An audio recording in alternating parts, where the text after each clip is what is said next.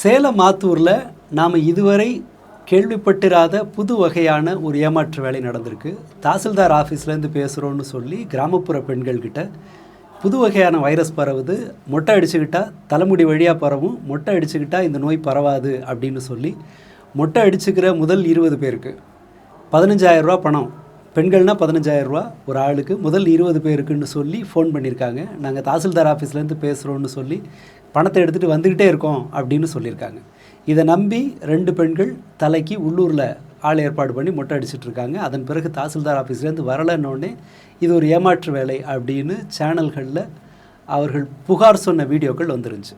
இதில் ஏமாந்ததுங்கிறத விடவும் வழக்கமாக இப்படி ஒரு ஏமாந்ததை ஒரு மிடில் கிளாஸாக இருந்தால் வெளியில் சொல்ல மாட்டாங்க, இவங்க அப்பாவித்தனமாக வெளியில் சொல்கிறாங்க. பட் இந்த சம்பவம் நல்லா யோசித்து பார்த்தோன்னா 10 ரூபா காயின் செல்லாது அப்படிங்கிற ஒரு வதந்தியை நம்பி 10 ரூபாயில் ரிஸ்க் எடுக்க பயப்படுகிற சொசைட்டி. நீங்கள் பல மாதங்கள், அநேகமாக ஒரு 5-6 வருஷம் முன்பு இருக்கலாம், அந்த பகுதிகளில் சேலம் தாண்டி தருமபுரி, கிருஷ்ணகிரி இந்த பகுதிகளெலாம் 10 ரூபா காசு செல்லாது, யாரும் வாங்க மாட்டாங்க. எங்கே இருந்தோ வந்த ஒரு வதந்தியை நம்பி 10 ரூபாய்க்கு ரிஸ்க் எடுக்காத ஒரு சமூகம், 2 ரூபா கூட போட்டுருவோமோன்னு பயந்து பேரம் பேசுகிற ஒரு சமூகத்திலிருந்து எப்படி சர்வசாதாரணமாக ஒரு ஃபோன் காலை நம்பி 15,000 ரூபா பணம் கிடைக்குங்கிறதுக்காக தலையை மொட்டை அடிச்சுக்கிற அளவுக்கு மக்கள் போகிறாங்க. இது மட்டும் இல்லை, பரவலாக பல சமயங்களில் நாம் பார்த்துருப்போம், ஸ்கேம் பண்ணுறவங்களுக்கு ரொம்ப சுலபமாக தமிழ்நாட்டில் வாய்ப்பு கிடைக்குது. இந்த தலை மொட்டை அடிச்சுக்கிறது மட்டும் இல்லை, நான் சின்ன பிள்ளையா இருக்கப்பையிலேருந்து அனுபவம், உங்களுக்காக தேக்கு மரம் வளர்த்து உங்களுக்கு பணம் தர்றோம் அப்படின்னு அனுபவம் நடந்தது. சமீபத்தில் பார்த்தீங்கன்னா ஆருத்ரா கோல்டுன்னு சொல்லி உங்களுக்கு மாதத்துக்கு 6லேருந்து 10% ரிட்டர்ன் தர்றோம் அப்படின்னு சொல்லி ஆருத்ரா ஊருக்கு ஊர் MLM இந்த ஸ்கேமெல்லாம் நடந்தது. அது இல்லாமல் நிலத்தில் முதலீடு செய்கிறேன்னு ஏமாத்துறவங்க உண்டு.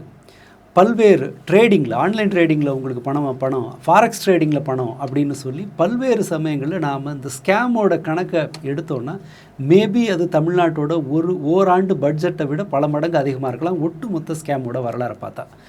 ஒப்பீட்டளவில் தமிழ்நாடு அறிவுபூர்வமான நாடு, ஒப்பீட்டளவில் கடவுள் மறுப்பிலிருந்து பல்வேறு விஷயங்களை விவாதிக்கிற ஒரு மாநிலத்தில் எப்படி இது போன்ற ரொம்ப பெரிய ஸ்கேம் அடிப்படையில் ஒரு மேலோட்டமான பார்வையில் கூட இது ஒரு பித்தலாட்டம், ஏமாத்து வேலைன்னு புரிகிற இந்த இடத்துல எப்படி இப்பேற்பட்ட ஸ்கேம்லாம் நடக்குது? நாம் ஸ்கேம் பண்ணுறதுக்குன்னே பிறவி எடுத்தவங்களா கிட்டத்தட்ட அதை நம்புகிற மாதிரி தான் இருக்குது. இன்ஃபேக்ட் கோயம்புத்தூர், திருப்பூரை இதுக்குன்னே சொல்லுவாங்க, ஈமு கோழியில் ஏமாந்ததுலேருந்து பல்வேறு விஷயங்களில் ஏமாந்தது. நீங்கள் அந்த ஈமு கோழியில் ஏமாந்தது மட்டும் இல்லை, பழைய விஷுவல்ஸை தேடி பார்த்தீங்கன்னா தெரியும், மக்கள் அந்த கம்பெனியோட கேட்டு திறக்கிறதுக்காக காத்திருந்து அடித்து பிடிச்சி ஓடி வந்தாங்க. எங்கேருந்து இந்த எண்ணம் வருது? படித்தவங்க ரொம்ப புத்திசாலிகள் எப்படி இதை ஏமாறுறாங்க பார்க்கலாம். ஒரு ஏமாற்று வேலைக்கான அடிப்படை கட்டமைப்பு என்னென்னா, ஒரு ஸ்கேமோட இன்க்ரீடியன்ட்லாம் என்னென்னு பார்த்தோன்னா பேராசை, பயம், அறிவு போதாமை, போதுமான அளவுக்கான பொது அறிவு, சமூக அறிவெல்லாம் இல்லைன்னு சொன்னால் ஈஸியாக ஒருத்தர் ஏமாறலாம். பேராசைங்கிறது கூட பேராசையாங்கிறது குழப்பமானது. சிலர் வட்டி குறைவாக கிடைக்குதுங்கிறதுனால வட்டி கூடுதலாக கிடைக்கிறதுக்கு வரலாம், அது ரொம்ப குறைவு. மற்றபடி இது போன்ற போலி மோசடிகளில் சிக்குபவர்களுடைய முதல்ல வேலை செய்கிறது பேராசை. அடுத்ததாக பயம். நீங்கள் எப்போதும் இந்த ஸ்கேம் பண்ணுறவங்கெல்லாம் ஒரு வேலையை செய்வாங்க, இப்போ இல்லைன்னா இது உனக்கு கிடைக்காது, மற்றவங்கெல்லாம் வாங்கிட்டாங்க. இந்த மொட்டை அடிக்கிறவங்களுக்கு சொன்னாங்க இல்லையா, முதல்ல வர்ற 18 பேருக்கு, முதல்ல வர்ற 20 பேருக்கு அப்படின்னு சொல்லி இப்போ விட்டினா உனக்கு கிடையாது அப்படிங்கிறது தான். அடுத்தடுத்து நீ இந்த லேயரில் MLMலாம் பார்த்தீங்கன்னா நீங்கள் முதல்ல சேர்ந்தீங்கன்னா அந்த லேடரில் மேலே வந்துடலாம், உனக்கு கீழே நிறைய பேர் இருப்பாங்க, உனக்கு அப்போ நிறைய சலுகை கிடைக்கும். இந்த பயத்தை அவர்கள் தூண்டி விடுறாங்க. அடுத்தது பேராசை. இது ரெண்டும் வேலை செய்யுது. இது ரெண்டும் ப்ராப்பராக வேலை செய்யணும்னா அவர்கள்ட்ட, பெரும்பாலானவர்கள்ட்ட அறிவு திறன் குறைவாக இருக்கணும், பொது அறிவு குறைவாக இருக்கணும். ஒரு செக்ஷன் இருக்குது, அதீத ஓரளவு நல்லாவே அறிவுத்திறன் இருக்கிறவங்க ஏமாறுவாங்க, அது வேறொரு பிரிவு. பட் இது எப்படி வேலை செய்யுது? இது வெறுமனே இந்தியாவில் மட்டும்தான் நடக்குதான்னா உலகளாவிய அளவில் ஸ்கேம்ஸ் நடந்துக்கிட்டே இருக்குது. பொருள் தான் வேறு. வெளிப்படையாக சொன்னோன்னா எவ்ரிபடி இஸ் ஸ்கேமபிள். நம்மில் யார் ஒருவரும் ஏமாற்றுவதற்கு தகுதியானவர்கள் தான். விஷயம் என்னென்னா உங்களுடைய பலவீனம் என்னன்னு ஒருத்தன் கண்டுபிடிக்கணும், அதுக்கு கரெக்டாக வேலை செய்யணும். நாம் வெளிநாடுகளில் தர்க்கபூர்வமாக யோசிக்கிற கண்காணிப்பு அமைப்புகள் ரொம்ப வலுவாக இருக்கிற வெளிநாடுகளில் இதெல்லாம் நடக்கிறதில்ல, ஏன்னா நடக்குது, நம்ம அளவுக்கு நடக்கிறதில்ல. ஆனால் அங்கே நடக்கிற ஸ்கேமெல்லாம் ரொம்ப நாம் பார்த்து ஷாக் ஆகிற அளவுக்கு இருக்கும். ரொமான்ஸ் ஸ்கேம்னு ஒன்று நடக்குது, ஆப்பிரிக்காவில் ஃபேக்ட்ரி வச்சு நடத்துகிறாங்க. பல்வேறு லேயர்களில் தேடுவாங்க. முதல்ல ஒரு செக்ஷன் யார் யார் பலவீனமானவங்கிறத தேடி கண்டுபிடிச்சி கான்டாக்டை வளர்ப்பாங்க. அந்த கான்டாக்ட் ஐடியை இன்னொருத்தட்ட ஹேண்ட் ஓவர் பண்ணுவாங்க. அவங்க இன்னும் இன்டிமேட்டாக பேசுவாங்க அல்லது எமோஷ்னலாக பேசுவாங்க. பேசி ஒரு நம்பிக்கையை வளர்ப்பாங்க. அடுத்த ஒரு செக்ஷன் போகும். அந்த ஃபிஷிங்னு ஆளை பிடிச்சிட்டு வர்ற வேலை. அவங்க ஒரு தனிப்பட்ட பிரத்யேக படங்கள் அனுப்புவாங்க. நான் தான் இங்கே இருக்கேன், இப்படி வேலை செய்கிறேன் அப்படின்னு சொல்லி அவங்க கூட ஒரு ரொமான்டிக் ரிலேஷன்ஷிப்பை வளர்த்துப்பாங்க. வளர்த்த பிறகு அவங்கக்கிட்ட நான் என்னை கடத்தி வச்சுருக்காங்கன்னு சொல்லி பணம் கேட்பாங்க, அல்லது உடம்பு சரியில்லைன்னு சொல்லி பணம் கேட்பாங்க, ஆக்சிடென்ட்னு சொல்லி பணம் கேட்பாங்க. இதெல்லாம் கூட பாதுகாப்பான ஸ்கேமு மாட்டிக்கும். நம்ம பணம் போகிறதோடு போயிடும். அடுத்ததாக ஒரு செக்ஷன் உண்டு. இதுக்கு மேலேயும் அவங்க காதலில் முழுமையாக இருக்காங்க, காதலில் தீவிரமாக இருக்காங்கன்னா அவங்கள கொண்டு போய் சேர்க்கறதுக்கு வேற ஒரு இடங்கள் உண்டு. அவங்கள வேறு நாடுகளுக்கு வர வச்சு, டிக்கெட் எடுத்து கொடுத்து வர வச்சு, அங்கே அவங்க கையில் ஒரு சூட்கேஸை கொடுத்து அதுக்குள்ளே போதைப் பொருளை வச்சு கடத்துறது. ஏன்னா ஐரோப்பாவிலிருந்தோ அல்லது ஆஸ்திரேலியா, ஜப்பான்லேருந்தோ ஒரு பெண்மணி வர்றாங்க, இல்லை ஒரு ஆண் வர்றாரு, ஒரு வெள்ளைக்காரர் வர்றாருன்னு சொன்னால் ஆப்பிரிக்க நாடுகளில், இந்த ஐரோப்பிய நாடுகளில் அவங்க போகும்போது திருடினவன் மூஞ்சை பார்த்து கண்டுபிடிக்கலாம் ஏதோ திருட்டுத்தனம் பண்ணுறோன்னு. இவங்களுக்கு நான் கடத்துறேங்கிறதே தெரியாமல் அந்த பொருளை கடத்தும் போது, ஒரு போதைப் பொருளை கடத்தும் போது அவங்க மூஞ்சில் பெருசாக வித்தியாசம் தெரியாது, முதல் சந்தேகம் வராது. சில சின்ன நாடுகளில் ஐரோப்பியர்களை பெருசாக சந்தேகப்பட மாட்டாங்க. இந்த அட்வான்டேஜுக்காக ரொமான்ஸ் ஸ்கேமும் நடக்குது. இது ஃபேக்ட்ரி வச்சு நடக்கிறது. அமெரிக்காவில் இருக்கிற மக்களை குஜராத்தில் ஒரு கால் சென்டர் ஆரம்பித்து நீங்கள் டேக்ஸ் மோசடி பண்ணியிருக்கீங்கன்னு மிரட்டி பணம் வாங்கின கால் சென்டர்கள் குஜராத்தில் கண்டுபிடிச்சாங்க. ஸ்கேம் நடத்துறதுல இன்னார் தாங்கிறது கிடையாது. நீங்கள் புத்திசாலியாக இருந்தால் உங்களுக்கு வேறு மாதிரி வேலை செய்யணும், ஆவரேஜாக இருந்தால் அதுக்கும் கீழே வேலை செய்யணும், அவ்வளவுதான். என்ன யார்கிட்ட திருட போகிறோம், எதை திருட போகிறோங்கிறத வச்சு தான் இதெல்லாம் நடக்குது.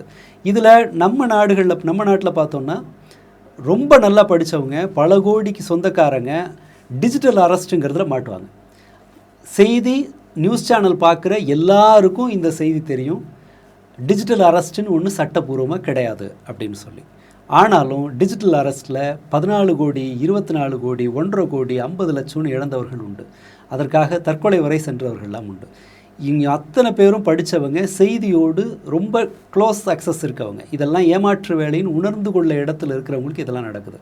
ஸோ இந்த ஸ்கேம் எப்படி மனித மூளையில் வேலை செய்யுது? இந்த மோசடிக்காரர்கள் வழக்கமாக உங்களுடைய உணர்வுகளை பயன்படுத்தி தான் மோசடி செய்வாங்க. எப்போதும் ஒரு புதிய ஆஃபர் உங்களுக்கு வருதுன்னா, மூளைக்கு வருது, உங்களுடைய கவனத்துக்கு வருதுங்கும்போது உங்களுடைய ப்ரீஃப்ரண்டல் கார்டெக்ஸ் அதன் சாதக பாதகங்களை, இது சாத்தியமா இல்லையா, இதுக்கு முன்னாடி இப்படி நடந்திருக்கா, நமக்கு இது அஃபோர்டபுளா, இது தேவையா, இதெல்லாம் ப்ராசஸ் பண்ணும்.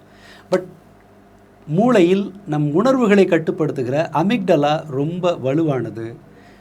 அறிவை கட்டுப்படுத்துகிற அல்லது தர்க்க அறிவை கட்டுப்படுத்துகிற ப்ரீஃப்ரண்டல் கார்டெக்ஸ் அதை விட பலமானது. இன்ஃபேக்ட் அமிக்டலா நினச்சா இதை கண்ட்ரோல் பண்ண முடியும்.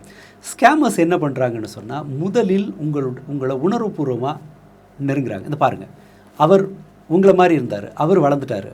இந்த கம்பேரிசன், நம்மள்கிட்ட இயல்பாக இருக்கிற பொறாமை உணர்வு, அவங்கெல்லாம் வளர்ந்துட்டாங்க பாருங்கள், நீங்கள் நாளைக்கு வளர வேணாமா?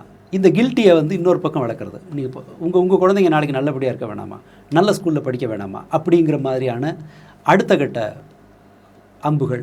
அதுக்கு அடுத்ததாக இது இன்றைக்கி இல்லைன்னா நாளைக்கு கிடைக்காது, ஃபியர் ஆஃப் மிஸ்ஸிங் அவுட், இது இன்றைக்கி இல்லைன்னா நாளைக்கு கிடைச்சிடாது, இன்னையோட முடிஞ்சிடும், ஆஃபர் இன்னையோட முடியுது.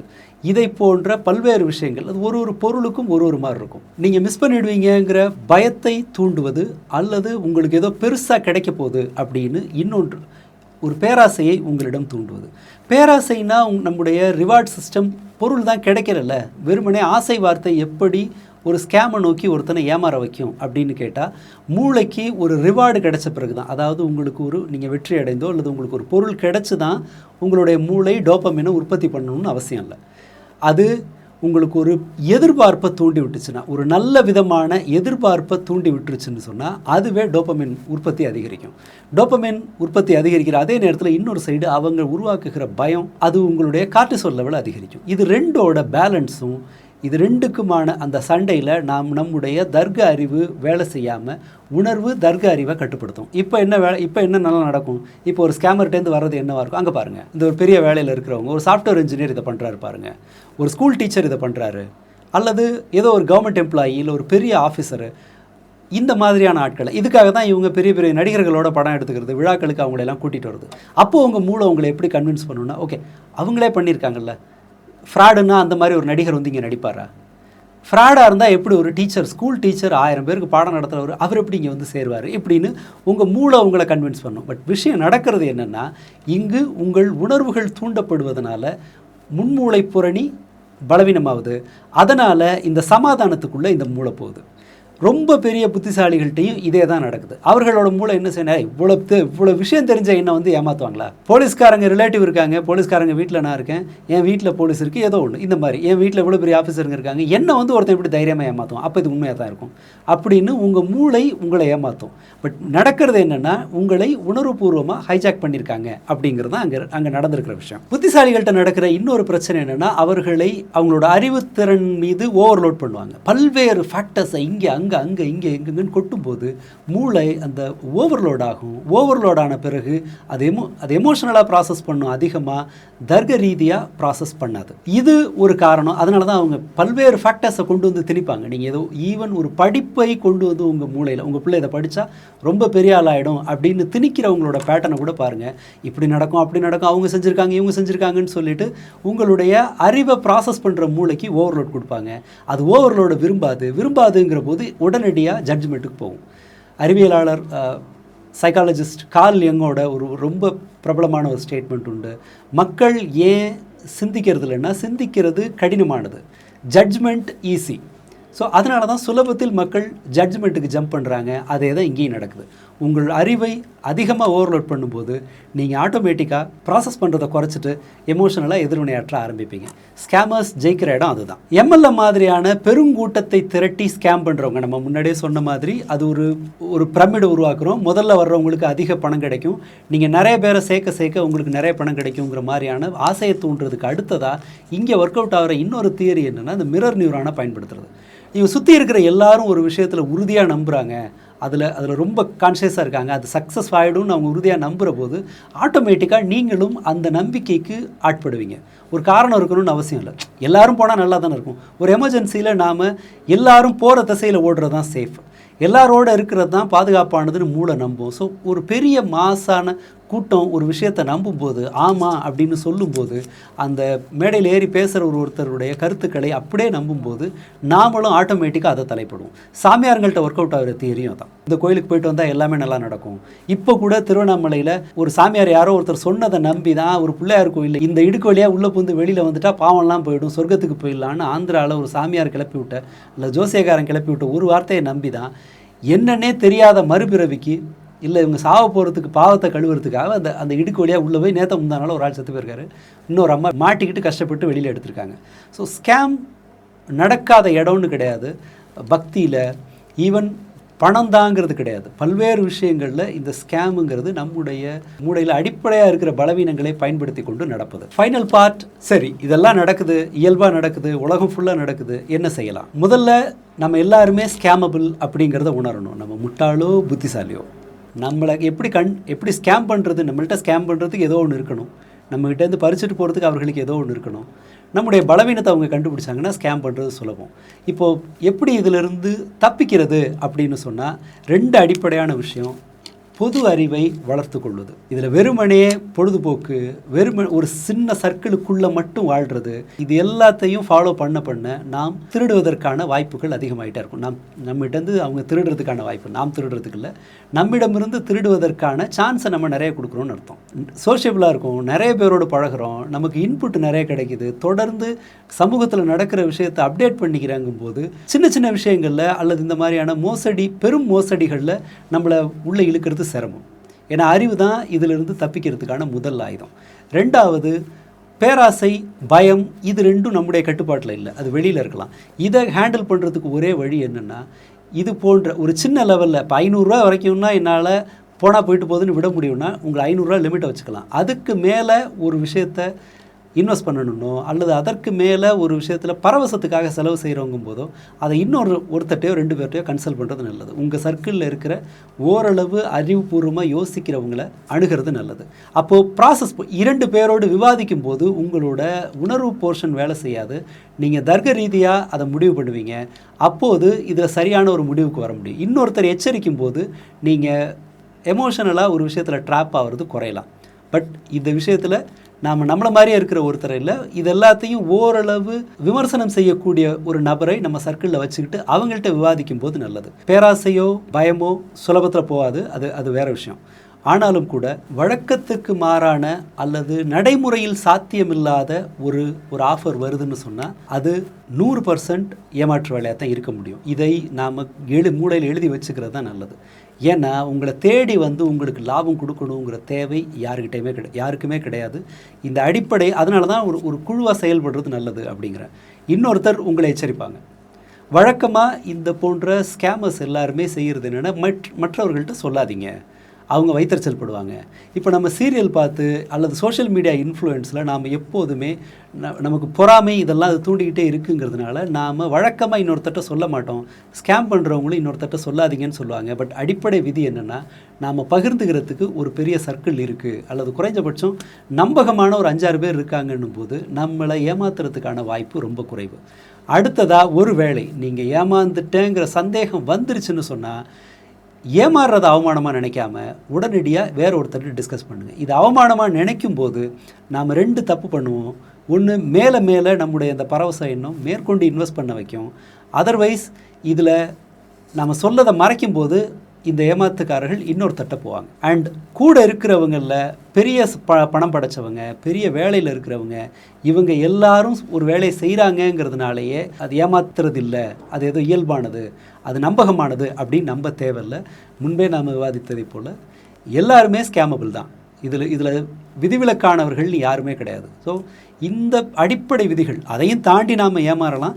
இது போன்ற சின்ன விஷயங்களில் நாம் கொஞ்சம் கவனமாக இருக்குது. குறைந்தபட்ச பொது அறிவை வளர்த்து கொள்வது, அதை தொடர்ந்து அப்டேட் பண்ணுறது, ஒரு நம்பகமான சர்க்கிளை மெயின்டைன் பண்ணுறது, அவர்களுடைய விமர்சனத்துக்கு மரியாதை கொடுக்கறது, அடுத்ததாக யதார்த்தத்துக்கு மாறான ஆஃபர்ஸை சந்தேக கண்ணோடு பார்ப்பது, பிரச்சனையில் மாட்டும்போது நாம் ஒரு ஏமாத்து மோசடியில் சிக்கிக்கிட்டு இருக்கோன்னு ரியலைஸ் பண்ணும்போது உடனடியாக அதை இன்னொருத்தட்ட கூச்சப்படாமல் அல்லது அதை ஒரு அவமானமாக நினைக்காமல் வேறொருத்தட்ட விவாதிப்பதுங்கிறது, இதெல்லாம் செய்யும்போது நம்மளால் இது போன்ற மோசடிகளிலிருந்து தப்ப முடியும். அண்ட் மோரோவர், இந்த குவாலிட்டிஸ் நம்மள்கிட்ட இருக்கும்போது நம்ம சுற்றி இருக்கிற ஒருத்தர் இது போன்ற மோசடிகளில் மாட்டாமல் காப்பாற்ற முடியும். இப்போதைய நிலைமையில் தமிழ்நாட்டில் பொதுவாக அறிவை தேடி போகிறதுங்கிற பழக்கம் குறைஞ்சிட்ருக்கு. யாருக்கும் பெரும்பாலும் மக்கள் ரியாக்டிவாக இருக்கிறதுக்கான வாய்ப்பு அதிகம். அவர்கள் அறிவுபூர்வமாக செயல்படுவதற்கான தேவை குறைஞ்சிக்கிட்டே இருக்கும்போது இனி வர்ற நாட்களில் நம்ம சர்க்கிளில் இருக்கிற பல பேர் இது போன்ற மோசடிகளுக்கு ஆளாகக்கூடும். மோசடிகளுக்கு ஆளாகும் போது நீங்கள் உடனடியாக அவங்கள திட்டி அவமானப்படுத்தி இது போன்ற மேலும் மேலும் குறையை சுட்டி காட்டுறதன் மூலமாக அவர்கள் உண்மையை சொல்கிறதுக்கான வாய்ப்பு குறைவு. நம்மளை சுற்றி இருக்கிற சர்க்கிளில் பல பேரை ஏமாறுபவர்களாகவோ பலர் ஏமாற்றுபவர்களாகவோ மாறுறதுக்கான வாய்ப்பு இனி வரும் நாட்களில் அதிகம். ஸோ இப்போதைக்கு நாம் தெரிஞ்சுக்க வேண்டிய முக்கியமான ஒன்று, எல்லாருமே ஸ்கேமபிள். அண்ட் அந்த நம்மை ஸ்கேம் பண்ணுறோன்னே தெரியாமல் நம்மகிட்ட ஏமாத்துறதுக்கான ஆட்கள் வரலாம். எம்எல்எம்லாம் இதுக்கு முன்னாடி அப்படி தான் பண்ணாங்க. ஆருத்ராவில் பல பேர் ஊருக்குள்ளே வர முடியாமல் அப்படி தான் தவிக்கிறாங்க. இது ஒரு பெரிய மோசடி, இனியும் தொடரும் உலகளாவிய மோசடி. கவனமாக இருக்கிறதுக்கான ஒரு சின்ன முயற்சி தான் அது. நன்றி.